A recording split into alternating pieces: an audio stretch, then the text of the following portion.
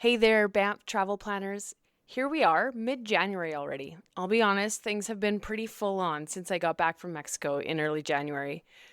So many of you are busy planning your trips, which is so great to see. I've had my schedule packed full of Banff travel consultations and building custom itineraries, and I actually love this time when everyone is engaged and busy planning. It's so much more fun for me than in the fall, especially October and November when things go really quiet.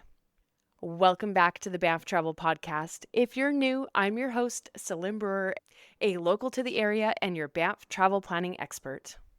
Just recently, I had someone reach out with a really great question. She said, I really want to visit Banff on my own, but I need to know what the driving is actually like. Are we talking straight, flat highways, curvy mountain roads? Am I going to be high up on narrow cliff edges? I'm honestly a bit nervous. Now, I figure if one person took the time to ask this question, then for sure there are others with the same question. And you know what? I love this question. It's real and it's not something you can easily find an answer to online. So, if you've never driven in mountain terrain before, it's hard to know what to expect. Or even if you've driven in other mountain parks. Of course, there's this image in people's minds of terrifying switchbacks and sheer drop offs, and I totally understand why that creates some anxiety. On some of our own family holidays, we've driven in the Alps on some tight switchbacks, up mountain passes, or, on the other side of the road with very narrow roads like on the Isle of Skye in Scotland. So today I'm breaking down everything you need to know about driving in and around Banff National Park. And I mean everything. We're talking about what highways actually look like, the different types of roads you'll encounter, cell service, and some solo driving tips. Whether you're a cautious driver or just want to know exactly what you're getting into, this episode is going to give you a complete picture. Okay, let's tackle the elephant in the room first. When people hear mountain driving, they often imagine those dramatic alpine roads you see in European travel videos. You know, the ones with no guardrails, hairpin switchbacks, and 1,000-foot drop right beside your tire. Once we were in Ireland on a very narrow coastal road with a very big drop off on the side, and we came around the corner and found ourselves right in front of a very large tourist bus. Now, this road was barely wide enough for one car, let alone a bus and a car. Given that we were the smaller of the two, we had the privilege of backing up along this very narrow road until we got to the closest pullout to give the bus driver room to get past us. Now, this is not what you're going to be dealing with here. The roads in and around Banff are, modern, well-maintained highways with lots of space. We're talking 2 lanes in each direction on the Trans-Canada Highway, smooth pavement, clear signage, and guardrails when they're needed. So I'm going to quickly go through a lot of the different roads that you're going to drive here and just give you a very brief explanation for them. And I think that once you understand what each one is like, any of that nervousness is going to go away. So I've already talked about Highway 1, which is the Trans-Canada Highway. This is the main artery. It runs all the way from Calgary through Banff, past Lake Louise, and continues west. It's a divided 4-lane highway with 2 lanes in each direction until you enter into the province of British Columbia, where it changes to no longer being divided, and only 1 lane in each direction for large sections of the drive in Yoho National Park. Overall, you can think of it like any major highway you've driven on, a smooth, wide, comfortable speed of 90 kilometers per hour, which is about 56 miles per hour inside the park. Outside the park, the Trans-Canada Highway usually has a speed limit of around 110 kilometers an hour, or 68 miles per hour. Now, even on the Trans-Canada Highway, the scenery is still absolutely stunning and the road is absolutely manageable. There's some gentle hills as you gain elevation, heading west towards the mountains. Nothing dramatic, no super, super tight curves, just a comfortable, modern highway. Next is the Bow Valley Parkway. Now, this is one of my favorite drives in the park. The Bow Valley Parkway runs parallel to the Trans-Canada Highway between Banff and Lake Louise, but it's definitely the scenic alternative. It's 2-lane road, 1 lane in each direction with a slower speed limit of 60 kilometers per hour. This road winds gently through the forest along the Bow River. There's curves, but they're smooth and easy to navigate. You're surrounded by trees, mountains, and wildlife. Tons of pullouts that you can stop and take photos or just soak in the views. So it's not a challenging drive at all, and it's really quite peaceful and relaxing. So I definitely recommend it if you want a more intimate mountain experience and not in a rush. Once you exit the highway, heading up to places like Lake Louise, you're on slightly smaller roads, 2 lanes, 1 in each direction, but again, well paved, clearly marked. The drive up to Lake Louise from the highway is gentle and scenic. Obviously, there's going to be a lot of buses and stuff on it, a few gradual curves, but nothing sharp or scary. Next up is the iconic drive from Lake Louise up to Jasper along the Icefields Parkway. As I've said before, considered one of the most beautiful drives in the world. Again, 2-lane highway, 1 lane in each direction. And yes, there are mountains on either side of you, but the road is wide enough, it's well maintained. And while there are curves, they're gentle, sweeping turns. You're not navigating super tight switchbacks. There is one section near the Big Bend that has a drop off on the side, but again, the road is wide enough to feel comfortable there. The Icefields Parkway obviously has elevation changes, and you're going to be driving past glaciers and turquoise lakes and massive peaks. But the road itself is designed to be quite comfortable. Of course, you'll just want to watch your speed, pull over at the viewpoints to take your photos, and especially if you're stopping for wildlife. Also on our list is Highway 93 South that connects Banff to the Radium Hot Springs and Kootenay National Park. Similar vibe to the Icefields Parkway, 2 lanes, mountain scenery. It's a pleasant drive, and honestly, one of the less traveled routes, so you'll often have stretches where it feels like you have the road to yourself. The Sunshine Village Road, if you're planning to visit Sunshine Meadows in the summer, which is absolutely stunning. You've heard me talk about it before, so you'll need to drive up to Sunshine Village to catch the gondola. Now, this road is not very long, does gain some elevation and climb up into the mountains. It's obviously a little bit more narrow and winding than Highway 1, but again, there's plenty of space. It's got a lower speed limit, makes it easy to navigate. And of course, I've mentioned the speed limit a few times. I do constantly see people flying through the national park. So try to remember you're here to enjoy the scenery and hopefully catch a glimpse of some wildlife. So not only to keep yourself out of trouble with speeding, but it's worth following the speed limit for the wildlife's sake and really to enjoy your drive. If you're heading up to Jasper, which is a really wonderful addition to your Banff trip, you'll likely want to visit Moline Lake, which is, again, one of the most stunning spots in the Canadian Rockies. The Moline Lake Road is around 48 kilometers from the town of Jasper, 2-lane paved road. It's gentle, scenic with some curves, nothing intimidating. You'll pass by Moline Canyon, which is currently still closed, Medicine Lake on the way, and there are plenty of pullouts. It's one of those drives where you just want to take your time and enjoy every bit of it. The road isn't super wide outside of the 2 lanes, so just make sure to use the pullouts if you're stopping to see something or stopping for any wildlife. So really, to sum it up, we're talking highways and well-maintained park roads, not terrifying mountain passes. Yes, the scenery is going to be dramatic, but the roads are designed for safe, comfortable driving. You're not going to be clinging to the cliff edges or white-knuckling it around the hairpin turns. So for the most part, you're going to find the roads easy to manage and easy to drive on. There's a couple of exceptions that are slightly more challenging. As an example, the Smith-Dorian Trail, Highway 742, is a little bit more adventurous, and it's a gravel road that runs from Canmore through the Spray Valley Provincial Park, which is part of Kananaskis. Here's the thing about this road. It's not paved. As I said, it's gravel, so you're going to be driving on gravel and dirt. It's not always well maintained. So there can be a lot of potholes on it. It can be quite dusty in the summer. If they've just graded the road, there might be a excessive amount of gravel on the road. And on top of that, the section from Grassy Lakes parking to about Goat Creek parking, where you park for the Howling Peak hike, is narrow and winding, and it can be a little nerve-wracking if you're the one that's close to the edge. So just take that section slow. It's not very long. And after you've done that climb, it does stay narrow and winding, though nothing overly difficult, before it eventually widens out quite a bit. But again, it is mostly gravel. The scenery is beautiful, though. If you are comfortable with gravel roads and want that off-the-beaten-path experience, it is a really beautiful stretch of road to drive. One important note on that is cell service is basically non-existent on this road, so make sure you've got your offline maps downloaded, your gas tank full before you head out, and I'll get into more details on cell service in a bit. If you're venturing into Yoho National Park, which is just over the provincial border in British Columbia, you'll want to visit Takaka Falls, one of the tallest waterfalls in Canada. Now, to get there, you have to take Yoho Valley Road, which is a turnoff from the Trans-Canada Highway near Field, BC. The road is about 13 kilometers long. It's paved, but it is steep and winding. There are a few tight switchbacks as you climb up into the valley, and it's definitely one of the more challenging drives in the area.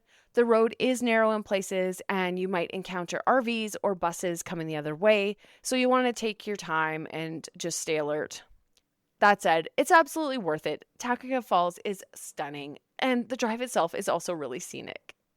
So you just want to go slow, use the pullouts, take caution on those tight switchbacks, and just know that you aren't allowed to pull trailers up this road. So there is a designated trailer drop-off near the Kicking Horse campground. And this road is closed seasonally from around mid-October to around mid-June, again, depending on the snow conditions. You'll find something similar along the Cavell Road in Jasper, where trailers and large RVs are also not allowed. There's a trailer drop off there too, and this is again one of those more adventurous drives with switchbacks and steep sections. Now, unfortunately, there hasn't been any announcements of when this will reopen after the 2024 wildfires, so we still don't know on that one. And then probably the road with the most switchbacks is the Mount Norquay Road just outside the town of Banff up to the Mount Norquay Ski Resort. Again, not a bad drive. It's got space enough for vehicles passing each other, and you really just need to take it slow around those switchbacks. Now, aside from the roads themselves, what's probably more important is the cell service situation, because this is a big one for people to know, especially if you're relying on your phone for GPS, which is why it's a must to download maps in advance. Here's the reality. The cell service in the Canadian Rockies is actually a little bit embarrassing. It's pretty spotty at best, especially once you leave the main town sites. So in the towns, Canmore, Banff Townsite, Lake Louise Village, you're going to have cell service, no problem. But once you're out on the highways or on some of those remote viewpoints or some of these drives that we talked about, you're going to lose signal. And for some large stretches of time. So on the Trans-Canada Highway between Calgary and Banff, you're going to have service for most of the drive, although there are a few dead zones. Once you get deeper into the park, like basically all other roads we've talked about, you could expect your service to be somewhat non-existent. You won't have cell service for almost all of the Icefields Parkway. You may pick up a signal near the Columbia Icefield Center. Highway 93 South has no cell service. You won't have any once you pass Lake Louise into Yoho National Park. You also won't have any for almost all of Highway 40 past Kananaskis Village. And you definitely won't have any for the Smith Dorian Trail. So what do? Google Maps lets you download specific areas for offline use, so do that while you're at your hotel or when you have Wi-Fi. Take screenshots of things like shuttle reservations, so that way you're not trying to pull up an email when you don't have service. You can grab a physical map. I know, it's 2026, but having a paper map in your car is still a good idea. It's a great backup. It also helps you visualize where you're going. I personally love the Gem Truck maps you've heard me talk about, and you've probably seen my giant stack of them, and they're also really great for finding hiking trails. You should plan your stops in advance before you hit the road, know where you want to stop, maybe where the bathrooms are and where you can grab food or gas, because you're not going to be able to rely on spontaneously Googling gas stations near me when you're out in the mountains. And just a pro tip, it never hurts to let someone know your plans, especially if you're traveling solo. Send a text to a friend or family member with your rough itinerary. It's just a small little safety net. And the other good part is if you're on a newer iPhone 16 or 17, you probably have satellite capabilities. So you can set that up in advance in case you need it. Okay, now if you're thinking about driving solo through the Rockies and maybe you're feeling a little nervous about it, first of all, know that you're capable. For the vast majority of it, the roads are not going to be an issue. But, a few extra tips for you. You can drive in daylight. The roads are so much easier to navigate when you can actually see them. Plus, you get to enjoy the scenery, spot wildlife safely, not when they're darting across the road, and you're driving when there's more traffic around, which obviously feels more reassuring. Now, the great thing is our summer days are super long, so this is easy to do. Unless you're out on a slow drive looking for wildlife, dusk is when wildlife is most active. The elk, the deer, and even the bears are out and about feeding during those twilight hours. So this is a good time to avoid driving on the highway. You don't want deer or elk or some of them jumping out in front of your vehicle. Again, if you have to drive at dusk, take all the precautions, high beams, staying alert, all that kind of stuff. This is assuming you're not out actually looking for wildlife. You want to fuel up early and often. Gas stations aren't as frequent as you might expect. You're going to have some in Canmore, in the Banff town site. You've got lots of options. Lake Louise has a gas station. But once you're on the Icefields Parkway, there's basically one station at Saskatchewan River Crossing, and that's it for that long stretch. Same with Highway 93S. You're going to be driving a long stretch without any access to gas stations. Again, similar in Kananaskis. So if your tank is at half, fill it up. Don't gamble on finding gas later. Now, we're obviously focusing very much on non-winter driving today. So we can talk about what the roads are actually like during this main travel season, which is, roughly May through October.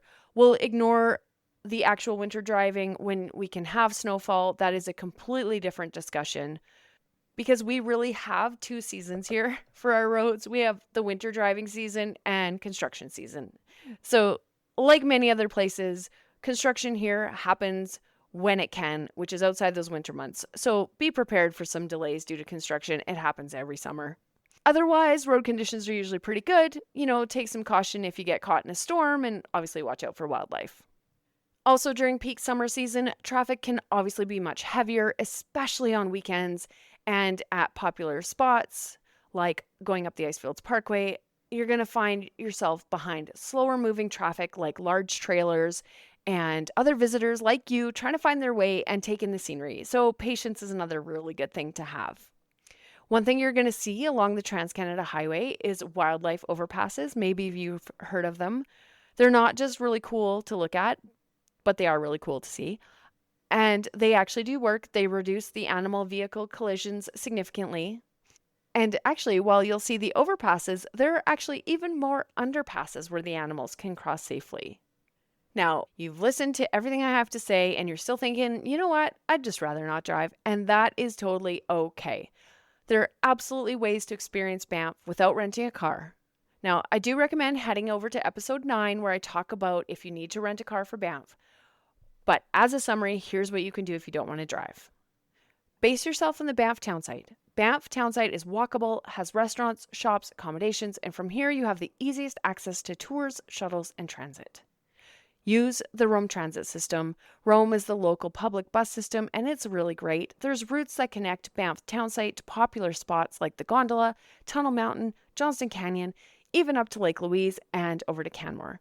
It's affordable, reliable, it works really well. You can do tours for your big days. If you want to see Yoho National Park or explore the Icefields Parkway, the public bus system doesn't go there, but there are tons of tour operators who will pick you up from your hotel and take you to these incredible places and handle all the logistics while you sit back and relax and enjoy the ride. Shuttles. You're going to be taking shuttles to Lake Louise and Moraine Lake. So Parks Canada runs a shuttle system to both of the lakes, which you've heard me talk about before. Now, if you don't have a car, it's difficult to get to the Lake Louise ski resort. So what you can do is you reserve a reservable super pass on Rome, take that from the town of Banff up to Lake Louise. And when I say Lake Louise, I mean the lake. And then from there, you'll hop on Parks Canada Lake Connector shuttle to Moraine Lake. Again, you need to make sure you have the reservable super pass to get on that lake connector. And your journey does need to originate in the town of Banff on Rome. So that's Rome Route 8X. So bottom line, you absolutely do not need to drive to have an amazing experience. It just depends on how much flexibility and independence you want. All right, my friend, let's bring this all home. So driving in the Canadian Rockies, not that nerve-wracking white knuckle experience you might be imagining. The roads are well maintained, scenery is breathtaking, and with a little bit of preparation, you're going to do just fine. Remember, download your offline maps, fuel up often, drive in the daylight. If you decide driving isn't for you, no problem. Base yourself in Banff town site. Use the incredible transit and tour options available to you. If you want more help with your itinerary, I do have a car-free itinerary for Banff. Now, if you're still sitting there thinking, okay, this all sounds great, but I still have a million questions about planning my Banff trip, I've got you covered.